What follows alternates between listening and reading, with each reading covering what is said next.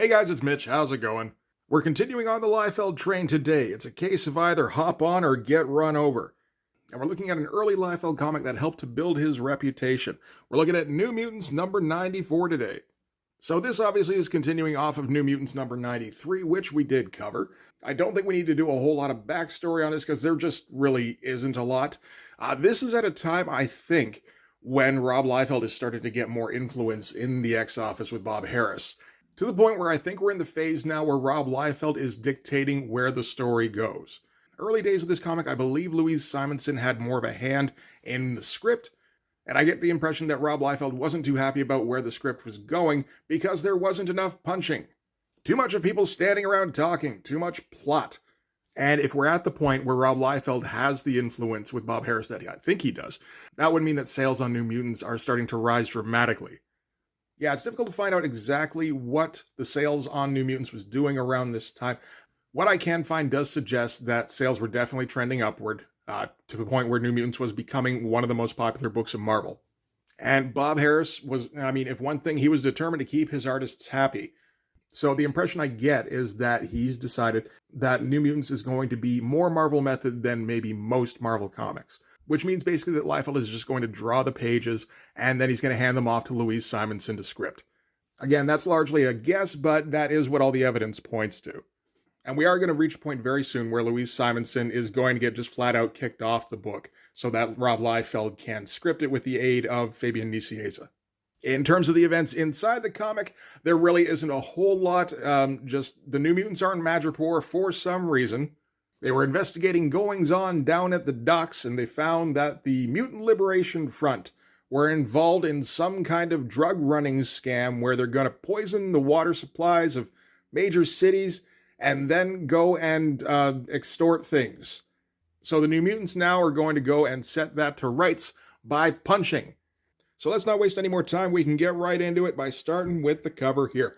I don't know how much we should even bother talking about the cover because Rob Liefeld drew very little of this cover, or at least originally.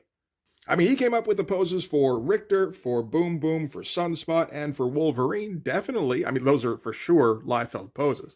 The Cable pose here, the one that's dominating the cover, no, he didn't have a whole lot to do with that other than some light boxing, because that is straight up a Michael Golden drawing, as I should be showing here somewhere, taken from the pages of G.I. Joe Yearbook number 2. Maybe one of the funniest things is Marvel itself didn't have a problem with making fun of this after the fact in the Marvel Year in Review for 1991. You know what? I have a copy of that. Hang on. So this is Marvel 1991, the Year in Review. And this was a feature they had called Mirror Image, where they basically called out their own artists for ripping off previous content. More or less. It does seem to be in good fun. And maybe even just more pointing out similarities in tropes. So stuff like the fact that Johnny Blaze looks an awful lot like Nomad. The fact that every John Byrne character looks exactly the same. The propensity for the young brown-haired naive protagonist. And we also get a couple of Rob Liefeld entries here. We've got the fact that Farrell looks an awful lot like Wolfsbane, and we've got how Cable looks an awful lot like unidentified Merc, because I'm not sure why. I wonder if G.I. Joe had finished publishing at that point. It's possible. But very much showing the similarities there. Again, I think probably in good fun, but also very much pointing out just how similar this was to the original comic. It's not a bad cover, really. It's one of Liefeld's more accomplished ones, I would say, particularly around this time. But, it better be if you're going to be ripping off Michael Golden. Oh, right. I probably should have mentioned before. The other plot point, maybe the most important plot point for this particular storyline, is that we're going to get our first matchup between Cable and Wolverine. So we've got our opening splash page here with Wolverine lunging towards Cable. So I should preface this by saying I'm probably not going to be super kind to Liefeld if this is your first of my videos about a Liefeld book. I'm not a Liefeld fan, never have been, and pointing out the inconsistencies, let's say, in his artwork is just one of my many hobbies. That said, I will try and look for instances that I think might have fueled his rise, because that's kind of an eternal question for me. Just how exactly did Rob Liefeld get popular? I still don't know. I have theories. I think they're pretty good theories.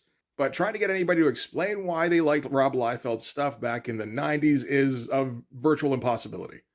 So anyway, back to this splash page. I've noted before, I hate the way Rob Liefeld draws Wolverine's claws. I'm not very fond of like anything about how Rob Liefeld draws Wolverine. The splash page here, the idea is fine. The execution's, it's not quite there. And it kind of looks as though Rob Liefeld just drew a splash page without really thinking about all the stuff that was going to have to go around it. He didn't leave much room for the title, which they kind of had to squeeze around, like in between the two characters here. He didn't leave room for the indicia, so they had to shove it in the side. And he's kind of leaving it up to Louise Simonson to just narrate here and do a little bit of introductory backstory about who Wolverine is, who Cable is. At this time, you know, it's not a whole lot more than Wolverine's a mutant. Interesting note, this would have come out not too long before Barry Windsor-Smith's Weapon X books, so the description of his adamantium skeleton feels a little bit off, where we get stuff like Wolverine's gifts are animal-sharp senses and reactions, plus a healing factor that makes him well-nigh indestructible, and which has enabled his body to accept the implants of adamantium steel that lace his bones and lethal claws that pop at a thought from housings in his wrist. You know, it's like that's not quite what Barry was doing. I guess it mostly comes down to the word implants. Reasonably fun opening splash, at least, and it does front-load what you're hoping for, I guess, if you're a kid around this time. You know, based off the cliffhanger we got at the end of the last issue, you want to see Wolverine fight Cable in this. And we're not going to waste any time with that, at least. Oh, shit, but we are going to get a vertical double-page splash. I always forget about that. So, okay. Here we go with Wolverine and Cable just kind of flailing at each other. That's fine. You know, and again, I get why kids would get behind this kind of image, because it's gigantic, right? You know, it's a huge shot of our characters. They're both screaming. They're both like flexing and stuff. It kind of seems like stuff is happening.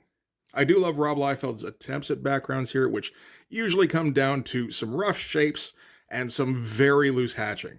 So this kind of feeds into my theory about why kids liked Rob Liefeld's work in the 90s. This, to me, looks like a drawing that like a 13-year-old would make. You know, a bit more accomplished, and the same kind of figures, same kind of poses, you know, same lack of storytelling. No real attempt at, you know, like the John Buscema, how to draw comics the Marvel way type Marvel figure, where you're coming up with very strong poses. Like, honestly, if anything, the pose from Cable here is pretty weak because he's getting knocked off his feet here. We also get no real indication of an impact. And not only that, but it looks as though Cable has managed to punch through Wolverine's armpit. Yeah, I think Liefeld just kind of lost track of what the muscular should be doing there. He really wanted to draw Wolverine's arm. He really wanted to draw Cable getting a shot in at the same time, and he couldn't figure out how to get the two in the same drawing. So he just kind of winged it and hoped everything would turn out okay. I think for a lot of kids that probably did. I also think, you know, looking at it as somebody who knows a little bit about drawing, it didn't turn out particularly well. So we are just going to kind of get a dumb slugfest now, which probably shouldn't surprise anybody. I mean, it's 35 years later. This is still the kind of story Rob Liefeld thinks is the best for comics, is just a bunch of guys punching each other. He is going to try and get some slightly different kinds of action, where, I mean, we get what he's trying to do here, where Cable kind of flips Wolverine over him. It doesn't entirely look like that. I mean, particularly given how Cable's posture was on the previous page, where he was getting like knocked off his feet here. It does look like he just kind of got knocked on his head there. And he happened to fling his legs back, and Wolverine like teleported into a bunch of crates. Like, there's no real sense of movement here. The idea for the action is fun, though, so I think we can give him some credit for that. And Louise Simonson is, like, she's still doing her best to try and fill up the space here, because there isn't anything for these guys really to be saying to each other.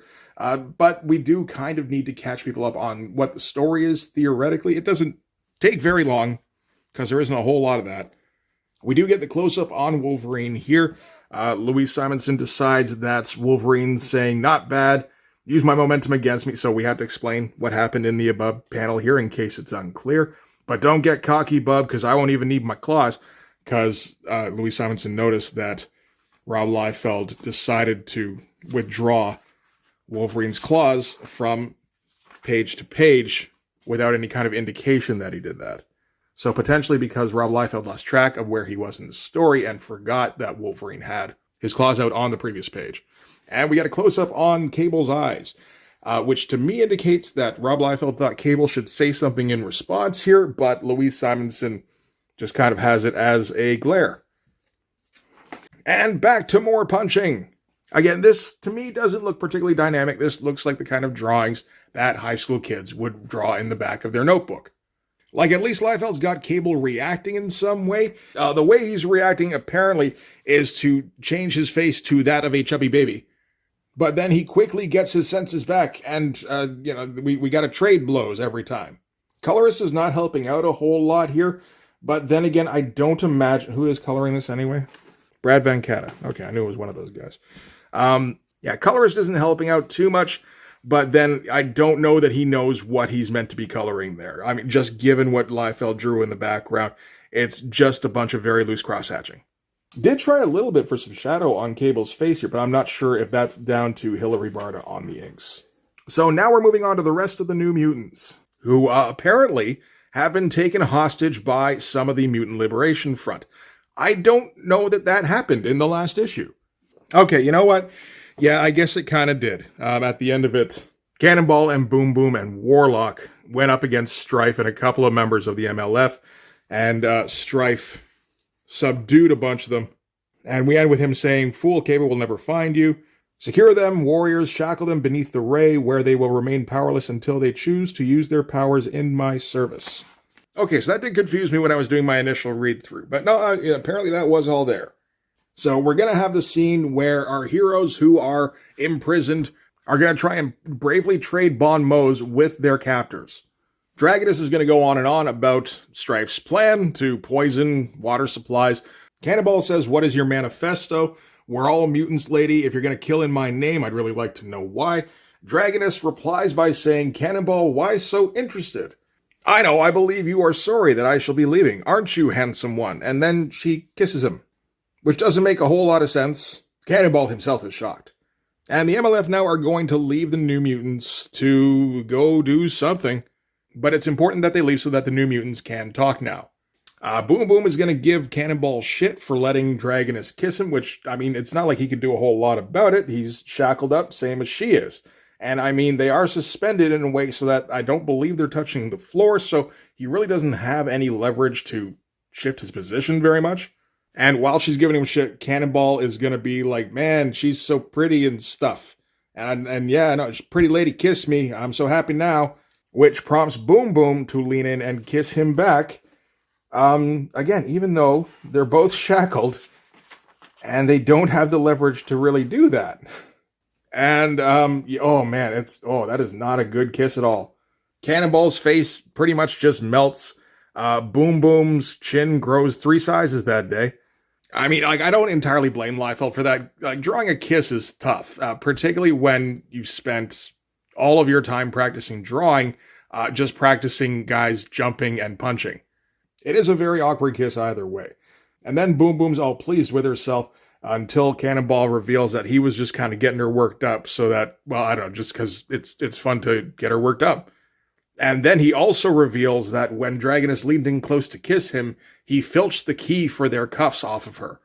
Somehow, it kind of looks like his arms are still suspended above his head the entire time.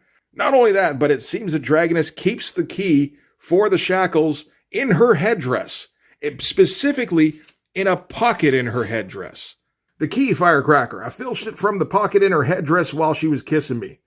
So, I mean, like, Louise Simonson just really could not save that at all, could she? Like, it almost feels at this point like she's making fun of the plot that Liefeld's come up with. Like, all the Liefeld characters have pockets. Naturally, they're going to have pockets inside of their headgear as well. And then as the cherry on top, we find out that the key that Sam stole off of Dragoness that she keeps in the pocket in her headdress was a key card for the manacles. Like, that's just silly. I will say, I got a whole lot of entertainment out of this entire sequence here, so I do appreciate everybody's efforts involved. Okay, we haven't had our fill of punching yet, so it's time to get back to the fight between Wolverine and Cable. So Wolverine is going to leap at Cable. Cable isn't going to react until the very last second, where he swats Wolverine aside, and then they kind of just square off again. There's an awful lot of that, eh? Where there's like a clash of some kind, and then we get a smaller no panel border panel at the bottom of the page where they're just kind of squaring off. Has that happened another time before that? No, not in this issue. Okay. Also, I took a look at the shot here of Wolverine getting swatted away. Particularly all the focus being on Wolverine's incredibly tight ass. You know, like all the speed lines, they're all homing in on it. It's kind of hard to look away, really. But the stretch marks on the tights, so that he's not just drawing like straight up butt cheeks, that looked a little bit familiar. Why am I so familiar with stretch marks across butt cheeks on superhero characters? That's not the question we're asking today. No, what that reminds me of is Uncanny X-Men number 268, where Captain America is leaping across a 2-page spread. And yeah, I think this might have been copied just a little bit. Not the entire thing, by any means. All the upper body, that's all Rob, I think. But the butt cheeks and the leg extending behind it here, that seems to be copied directly from this spread. When did this come out? This is late September of, I can't read it, of 1990. This is October of 1990. I think there's a possibility there. Like, just particularly when you look at the musculature in this leg here, the way the tendons kind of are very similar. They kind of follow the same path. I think that's what he's going for there. Which shouldn't surprise us in a comic where the cover was ripped off wholesale from another guy's drawing. But I've noted before, I don't think Rob Liefeld does this maliciously, like he's trying to steal other people's artwork, really. I think he's of the opinion at this time that we're all one big team and we're all kind of pulling together. So anybody's art is up for grabs because it adds to the general well-being of Marvel Comics. So we're coming to the end of the fight here. Well, Cable gets his hands on Wolverine somehow. Yeah. And the New Mutants that have been watching, in this case it's Richter and Rain, decide they've finally had enough, so Richter topples over a nearby water tower on the two of them. They really haven't done a damn thing throughout this entire thing so far, have they? And that kind of works. Wolverine and Cable are going to say how, you know, the fight it was kind of coming to an end anyway, and that wasn't necessary, but at the same time, it does really seem to have kind of ground the fight to a standstill. We get the bit where Logan, after the fact, tries to light up his stogie, only it's soaked because of the water tower, so he angrily hucks it, which is impressive because it means that Liefeld remembered that on the previous page, they both got doused in water. Okay, moving on, we're now going to flip to Strife, who is getting some bad news. That the New Mutants, the ones they had held captive, have escaped. And Strife naturally responds by smacking a dude in the face, which is just bad management skills. Like, that's just a great way to discourage people from ever telling you anything again. I'm sure there's some kind of course Strife should be able to take for that. So Strife is going to order that his regular troops go and pursue the New Mutants. Kamikaze and Sumo say that regular troops couldn't possibly stand up to these kids. They're too good. Strife says doesn't matter. All they need to do is distract them long enough that we can get our hands on our drugs and go do our water poisoning plan. I like the amount of black in Strife's face here. Doesn't get it anywhere else. Doesn't entirely surprise me, though. That would be kind of cool if it did. But again, I think we're just lucky that Rob is remembering to put all the little, like, oven dials on Strife's chest here. Oh, we get ads in the middle, including ads for shitty rings. Would you like a shitty ring? I'm sure you would. We got shitty blue rings. We got shitty red rings. So many shitty rings for you. Okay, so we're focusing on the escaped New Mutants. We got Cannonball, Boom Boom, and Warlock. Sunfire was there too. I forgot to mention him. And they're trying to be all sneaky and stuff. The regular MLF troops are hunting them down. Sunfire wants to melt them all immediately. Cannonball's like, nope, we've got to do this sneaky-like. But they're trying to prioritize finding the drug. And if they waste a bunch of time fighting these guys and making a whole bunch of noise calling down more troops, then that's going to keep them from stopping Strife from enacting his plan. And Rob Liefeld seems to have developed a new method of drawing Sunfire's face that he seems to like quite a bit. It's actually pretty similar to what he was doing on Strife's face not too long ago. Yeah, where he's just got the cutout area here, and then, you get all sorts of teeth. Same thing here. Draws it from the same angle 4 different times. So I feel like he's having fun drawing that head at least, so that's a good thing. Anyway, it ends with New Mutants deciding to just kind of run in and fight them like they usually do anyway, with Warlock making threats, which is weird. Like, make a sound, give self-friend New Mutants a moment's trouble, and Sunfire will ignite his hands as he has threatened, and you will burn. And there's, like, no awkwardness or, like, kind of goofiness to the end of it or anything like you would expect, even though Rob Liefeld is drawing him extremely goofy. I will say I do appreciate the amount of effort he seems to be putting into Warlock here. He hasn't really been skimping on that, and that's all right. Also, shots like this, I can kind of see how a shot like this can trick you into thinking you're looking at, like, an Art Adams level of detail on a panel. I mean, for one thing, the faces are very close to the faces that Art Adams would come up with. And then you got all sorts of, like, nebulous wrinkles on the fabric here. You got all sorts of hatch marks on the loose brickwork around them. Like, these are very clearly Art Adams type hatches for background detail that just kind of lend a little bit of texture. A lot of it does come down to just kind of putting more marks on the page, whether or not they necessarily make sense. Like, we are getting an awful lot of screen doors every single time that Rob Liefeld has to draw a background, really. There we go here. We get them in the fight here as well. Yeah, they're all over the place in here. That's excluding the pages where Rob Liefeld just doesn't draw a background at all.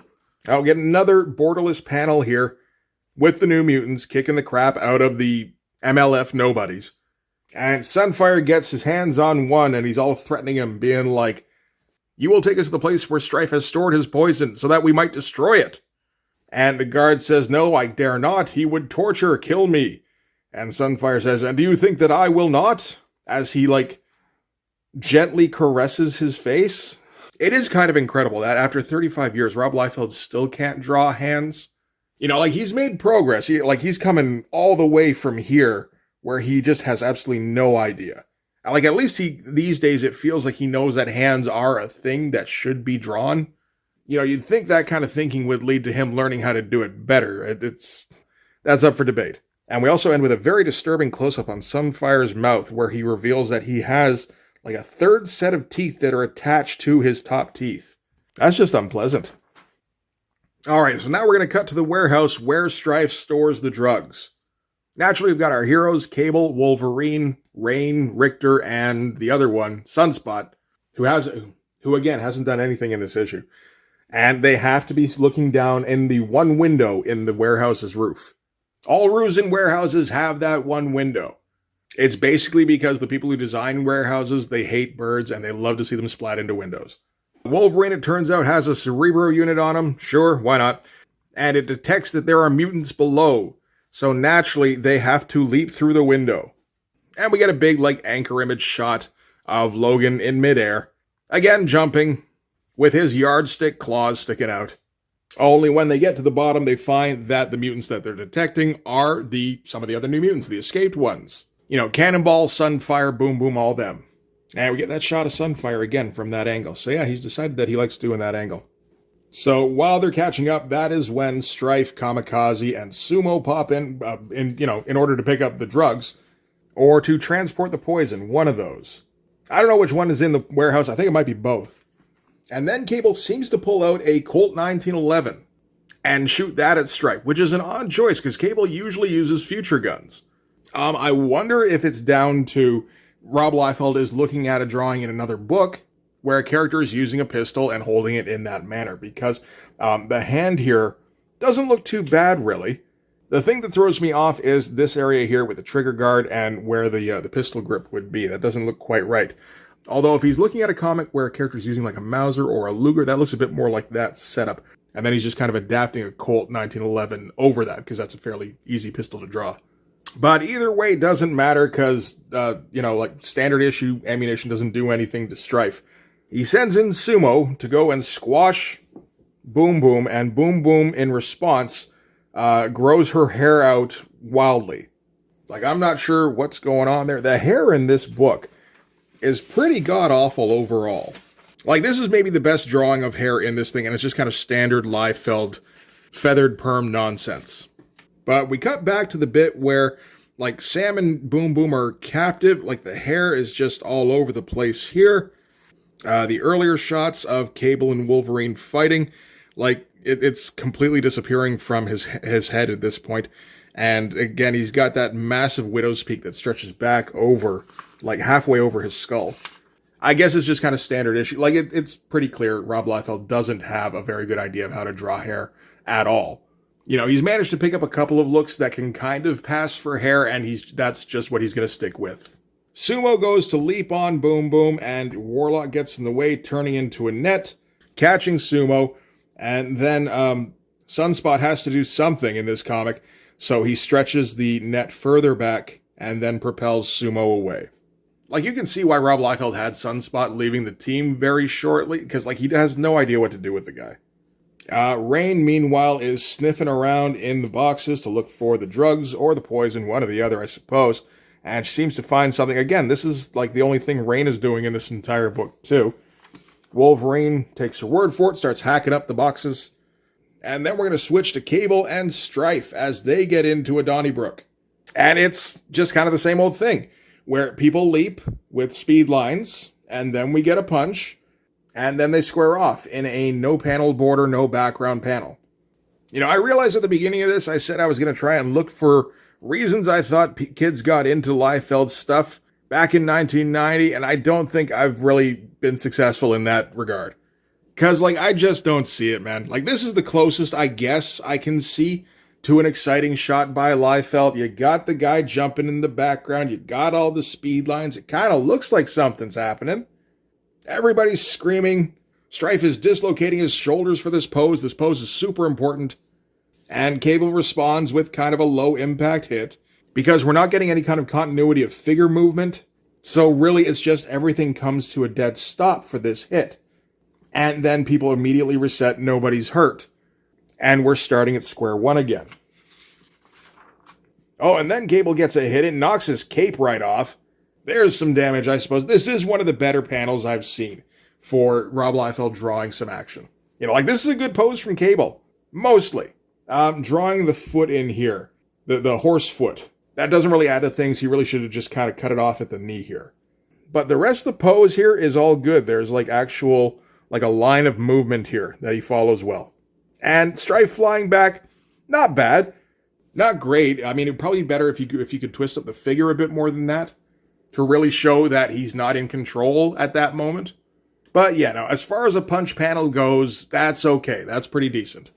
Sunfire and Dragoness are going to start shooting their fire at each other. Sunfire's kind of holding back. Dragoness, not so much. And Richter's coming by, and he decides to do something to Dragoness. I guess he's shaking her, and she falls. Like, I'm not sure exactly what Richter's power is. I thought it was that he, created earthquakes and shit. But if it's more like he, I don't know, creates vibrations or sound waves or something, and that's what usually affects the earthquake stuff, I guess that would kind of work for knocking Dragoness out of the air. Anyway, when she falls, like, she's all on fire and she starts igniting boxes. And people were yelling before about how, in addition to drugs and poison in this warehouse, there's also explosives and ammunition. This is exactly the kind of warehouse you put one of those, like, danger signs over. Don't come in this warehouse. We have every kind of bad thing in here. Strife appears to get buried under rubble. Cannonball is flying out as everything starts lighting up around them. And he scoops up Logan and Cable, which, I mean, those have got to be, like, the two heaviest guys in the room. Like, with all the cybernetics Cable has on him, with the fact that Wolverine has adamantium all over his skeleton, each of those guys should weigh like 500 pounds easy. So I guess Sam's been working out. So yeah, all the New Mutants naturally get out safely. They look back. There's no explosion. They certainly felt like they were leading up to an explosion, but it didn't really turn into that. And everyone assumes that at the end, Strife is dead, except for Cable, who says maybe he's not dead. And they indicate that the next thing they're going to focus on is trying to locate Rusty and Skids, which is interesting because Rusty and Skids, of course, haven't been mentioned since New Mutants number 87, when they got kind of recruited against their will into the Mutant Liberation Front. So it looks as though Louise Simonson, at least, is trying to push in that direction for the future. I don't know if Rob Liefeld's going to follow up on that at all. Like, I honestly don't know. I don't think I've ever read New Mutants numbers 95 through 99. So I guess we'll find that one out. So yeah, Cable promises they're going to look for Rusty and Skids next. And we end with a heartfelt promise, but one doomed to be broken. For even now, the New Mutants are next on someone else's agenda. Who is this terror that stalks them from Genosha? Read X-Men number 270, the first part of the Extinction Agenda, for the answer. The New Mutants are never going to be the same. Trust us. I do wonder if the plan is in already for the New Mutants to change to X-Force. Probably not, I think, as long as Louise Simonson's writing this thing. Which I think is only going to be for another couple of issues. Anyway, that is New Mutants number 94. It's a big dumb punch fest. Like, the surprising ones are the ones where, like, actual plot developments happen. Like, reading New Mutants number 87 was surprising to me because, like, actual things happened in the story. And it felt like Cable got his personality developed a little bit, which, like, never happens in a Liefeld book. Regarding being fair to Rob Liefeld in this book, I guess that maybe didn't happen. So, you know, sorry if that was what you were looking for. I mean, I might argue that I was fair because the book was, like, crap all the way through.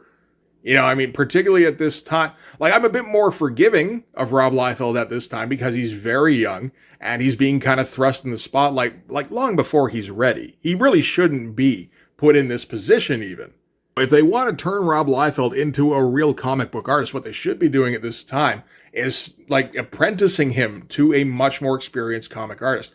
The thing is, I mean, I think Liefeld's kind of latched on to Todd McFarlane already at this point. And the lessons he's learning from Todd McFarlane aren't about drawing other than just, you know, draw all sorts of marks all over the page. Most of the lessons he's getting from Todd are get that money. Todd himself, I don't think, could tell Rob Liefeld how to draw. You know, I don't think Todd McFarlane could really tell anybody how he draws what he does. I think it pretty much all comes instinctively to him. So no drawing lessons were ever going to get imparted there. The only time I've ever heard of anybody trying to teach Rob Liefeld how to draw was apparently at some point Eric Larson took Rob Liefeld aside and offered to teach him how to draw perspective. This was at a time when Rob Liefeld already had his fan base, though, and he turned Eric Larson down because he was worried that if he learned how to become like a more skilled draftsman, then he would lose whatever it was that made him popular. Kind of the way, like, Freddie Mercury never wanted to get his teeth fixed because he was worried that it would affect his singing voice. You know, because Liefeld's never known why he's popular. He just knows that he draws the things he draws, and some people really, really like it. So he's just going to kind of keep doing things the way he's always done them. And to be honest, I don't really blame him for that. He's gotten an incredible amount of success and fame and money from that. Like, far, far outstripping the amount of skill he has. So there, that's me being fair to Rob in this video. Is that I don't blame him for never learning how to draw, when not knowing how to draw has worked extremely well for him over the years. So there we go, I'll end on that. That's me being magnanimous. So thanks very much for watching, guys. If you got this far, don't forget to hit the like button, hit subscribe if you haven't already, and right about now you should be seeing a link to my Patreon. If you want to go check that out, feel free to do that. But yeah, that's going to do it. Thanks again for watching, guys. I'll see you in the next one. Bye-bye.